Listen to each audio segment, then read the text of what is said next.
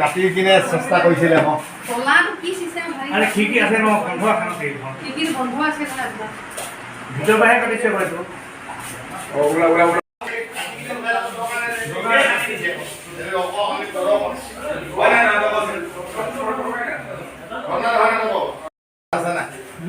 Brain tumour হৈছে বেংগলত admit হৈ আছে ন আজি 2 সপ্তাহ হ'ল। আচ্ছা এতিয়া কি ভাঙিলে কি নিলে কিবা হেৰিবিলাক চব লৈ গ'ল আকৌ প্ৰিণ্টাৰটো ভাঙি কম্পিউটাৰটো হেৰি লৈ গ'ল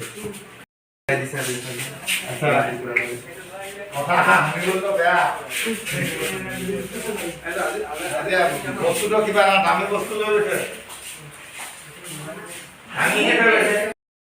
কিবা এটা গাত কৰিব কাৰণে তহঁতে মালটো ভাঙি ভৰাই দিয়া নাই তো